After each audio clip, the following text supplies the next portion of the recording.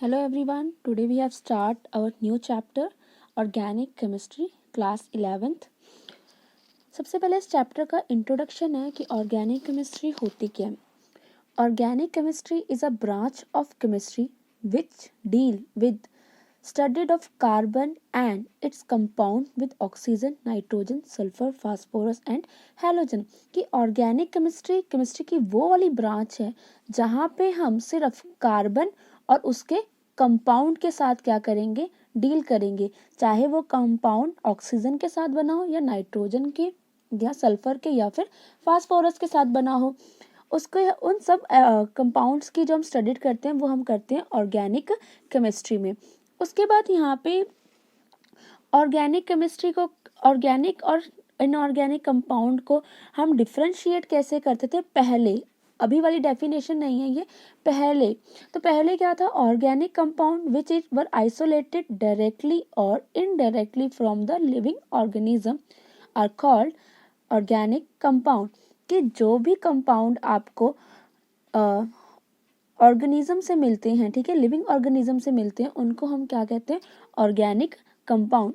जैसे urea, sugar, oil, fats, dye, protein, ये सब हमें किससे मिलते हैं, और लिविंग ऑर्गेनिज्म से। बट यहीं अगर मैं इनऑर्गेनिक की बात करूं तो इनऑर्गेनिक कंपाउंड क्या हो जाएंगे, जो हमें नॉन लिविंग थिंग्स से मिलते हैं, ठीक है, नॉन लिविंग ऑर्गेनिज्म से मिलते हैं, उनको हम क्या बोलेंगे, इनऑर्गेनिक कंपाउंड। फॉर एग्जांपल जैसे आपका कॉमन सॉल्ट, मार्बल्स एक्सेट्रा, ये आपकी एग्जांपल हैं। ऑर्गेनिक और इनऑर्गेनिक कंपाउंड के डिफरेंस के बाद आती है विटल फोर्स थ्योरी, जो कि वेरी इंपॉर्टेंट टॉपिक है, पेपर में मोस्टली पूछा जाता है 1-2 मार्क्स में।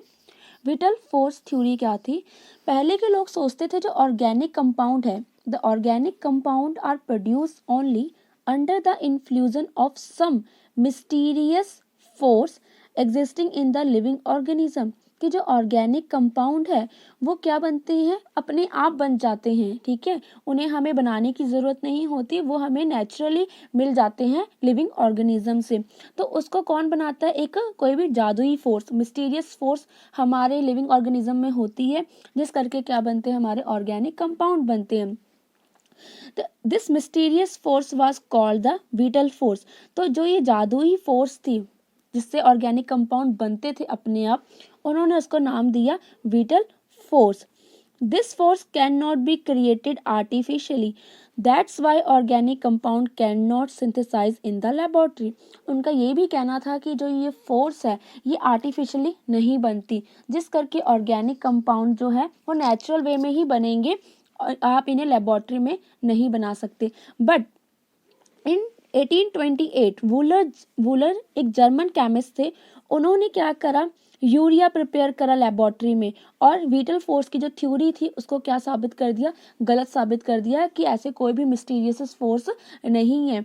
उसने क्या करा, दो इनऑर्गेनिक कंपाउंड लिए, that's ammonium chloride, potassium cyanate, ठीक है, यहाँ पे उसने लिया एक, क्या बनाया उसने, अमोनियम साइनेट कंपाउंड बनाया NH4CnO, जो कि क्या था, एक इनऑर्गेनिक कंपाउंड। इनऑर्गेनिक कंपाउंड से उसने क्या बनाया, आपका यूरिया।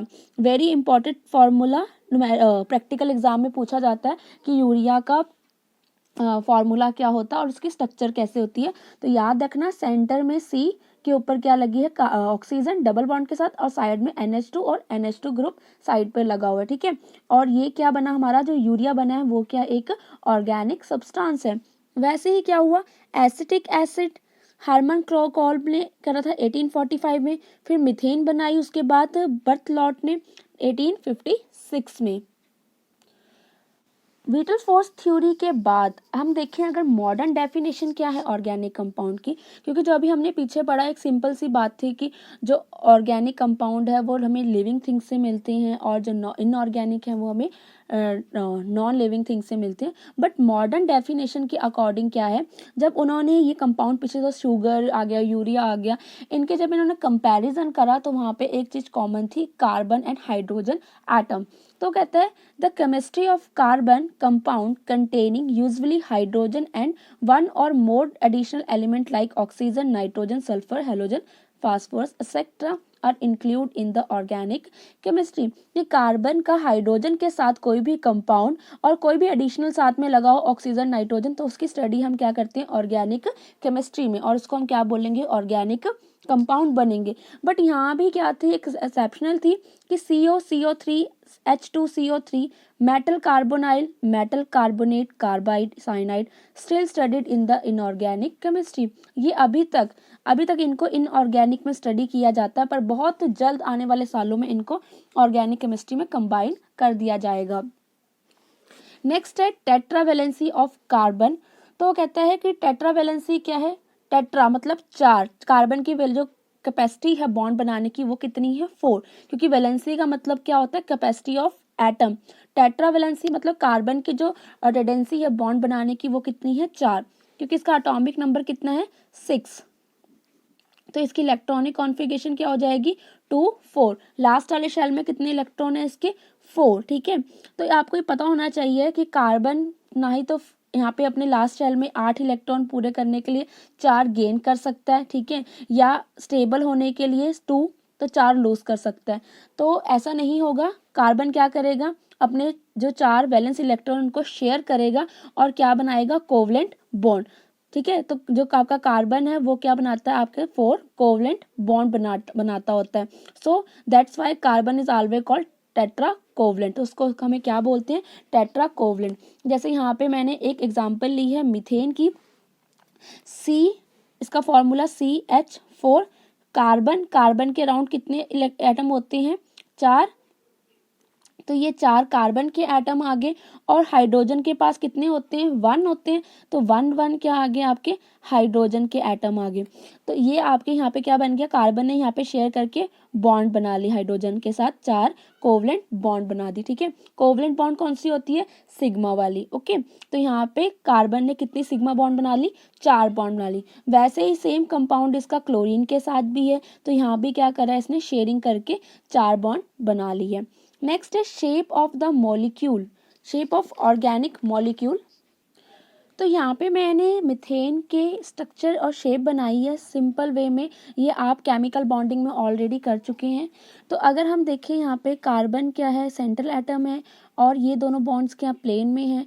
जो डैश सॉलिड ब्लैक है इसका मतलब ये क्या आपकी तरफ है, और जो वेज साइड है वो क्या है मतलब इसके बैकग्राउंड में है, ठीक है। फॉर एग्जांपल अगर मैं बात करूँ तो आप इस मॉलिक्यूल को ऐसे देख सकते हो जैसे पेन की डायरेक्शन है, तो ये जो ब्लैक वाली साइड है वो मेरी तरफ है, ठीक है, और जो वेज वाली है उसका मतलब है कि ऐसे पीछे को बॉन्ड बनी हुई है, ठीक है। तो इसको हम डैश से शो करते होते हैं। और नेक्स्ट अगर हम बात करें इनकी हाइब्रिडाइजेशन की, अगर कार्बन सिंगल बॉन्ड बनाता है तो हम उसकी हाइब्रिडाइजेशन लिखते हैं sp3, ठीक है। जैसे ये कार्बन हो गया, इसने क्या बनाई है सिंगल बॉन्ड बनाई है इनके साथ, तो हम बोलेंगे यहाँ पे 1 सिग्मा बॉन्ड 2 3 4। अगर 4 सिग्मा बॉन्ड है तो एक sp में जाएगा और एक किस में जाएगा 3 जाएंगे आपके p में, तो sp3। अगर मैं यहाँ पे बात करूँ कार्बन के डबल बॉन्ड बनाने की, ठीक है, तो यहाँ पे कितनी सिग्मा बॉन्ड हो जाएंगी 1 2 और 3। अगर 3 सिग्मा बॉन्ड है तो एक s में आ जाएगी और 2 किस में चले जाएंगे p में, तो कौन सी बनेगी sp2। ये मैं बेसिकली मैं तो ऐसे सॉल्व करती हूँ हाइब्रिडाइजेशन, आप कोई भी मेथड लगा के कर सकते हो, मुझे ज़्यादा अच्छा ये लगता है छोटे केसेस में। अगर कहता है 3 बॉन्ड है हाइड्रोजन के साथ, तो यहाँ पे कितना बनेगा 1 सिग्मा बनेगा और 1 सिग्मा यहाँ बनेगा, तो यहाँ पे 2 सिग्मा बॉन्ड आ गई, तो मेरा क्या बन जाएगा एक s में जाएगा और एक p में, ठीक है। तो यहाँ पे याद रखना सिंगल बॉन्ड होंगी तो sp3 हाइब्रिडाइजेशन होती है। अगर हाइब्रिडाइजेशन यहाँ पे क्या है, अगर सिग्मा बॉन्ड आपकी 3 है तो sp2, अगर यहाँ पे सिग्मा बॉन्ड कितनी होगी आपकी 2, तो क्या आ जाएंगी हाइब्रिडाइजेशन sp। नेक्स्ट टॉपिक है इफेक्ट ऑफ हाइब्रिडाइजेशन। जो आपने हाइब्रिडाइजेशन पढ़ी है इसका इफेक्ट क्या पड़ता है, सबसे पहले बॉन्ड लेंथ पे। अब आपको ये बात तो पता होगी कि जो ट्रिपल बॉन्ड होती है उसका साइज छोटा होता है डबल बॉन्ड से और सिंगल बॉन्ड से, ठीक है।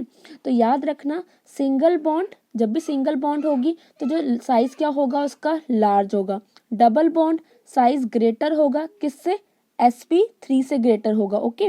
नेक्स्ट ट्रिपल बॉन्ड में क्या हो जाएगा साइज क्या हो जाएगा आपका डिक्रीज हो जाएगा। तो याद रखना sp में क्या थी, हमारे पास ट्रिपल बॉन्ड्स थी, इसका साइज सबसे छोटा होगा।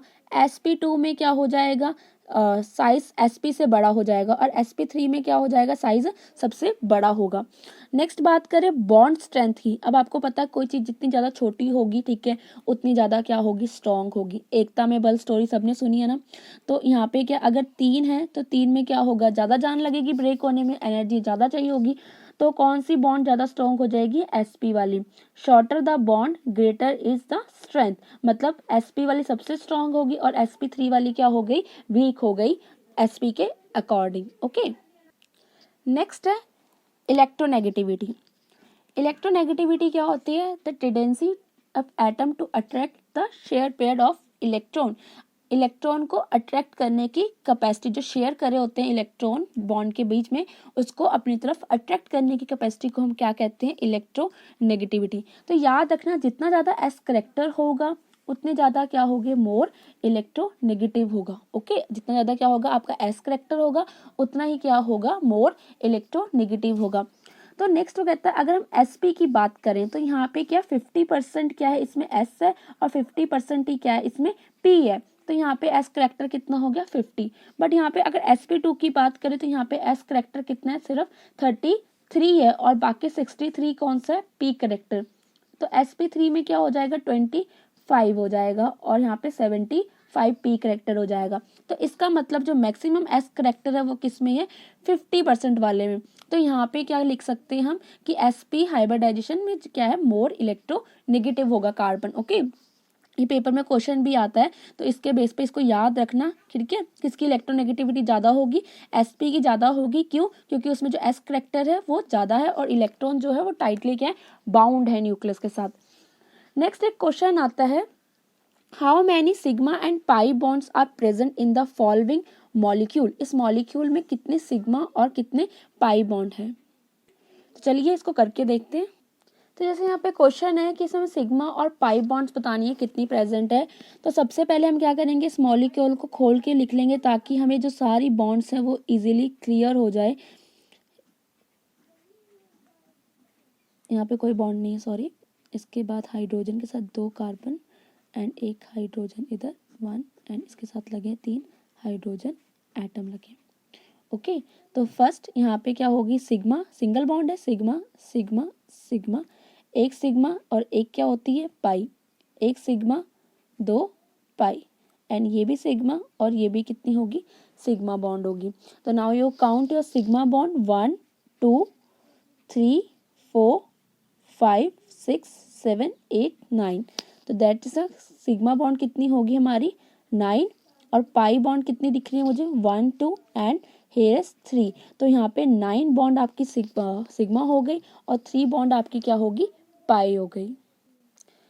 एक बार दोबारा चेक कर लेते हैं, 1 2 2 3 4 5 6 7 8 9, एक बॉन्ड यहाँ पे रह गई, दैट्स अ 10। ओके, तो यहाँ पे सिग्मा बॉन्ड कितनी है, 10। एक बार लिखने के बाद काउंट जरूर कर लेना, क्योंकि लिखते वक्त मिस्टेक हो जाती है।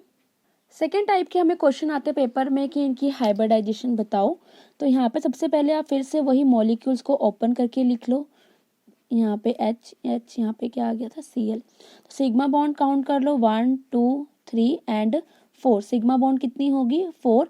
एक आ गया S के पास, और बाकी कितने आ गए, 3 P के पास। तो इस कार्बन की जो हाइब्रिडाइजेशन है, कार्बन 1 की जो हाइब्रिडाइजेशन है वो कितनी है, sp3। एक अनदर एग्जांपल लेते हो, आप कहोगे मैम इजी करवा रहे हैं, एक इस तरह की भी लेके देख लेते हैं, 1 2 3। ओके, तो यहाँ पे सबसे पहले क्या कर लो, इसको ओपन करके देख लो। कुछ मॉलिक्यूल इस टाइप का ही है। ओके, तो यहाँ पे कार्बन 1, ये 2 और ये 3। कार्बन 1 की कितनी वो सिग्मा बॉन्ड, 1 2 3 एंड 4।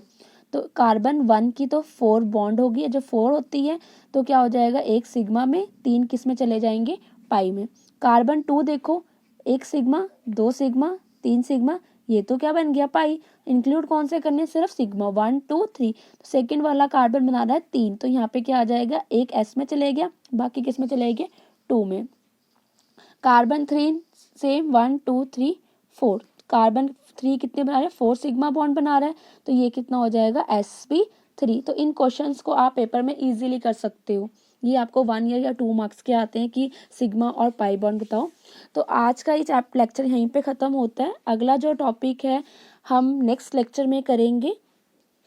और अगर आपको ये आज का लेक्चर समझ में आया हो, अच्छा लगा हो, तो प्लीज़ मेरे चैनल को सब्सक्राइब करें और वीडियो को लाइक करें और शेयर करना और कमेंट करना मत भूलें। Bye bye and have a nice day.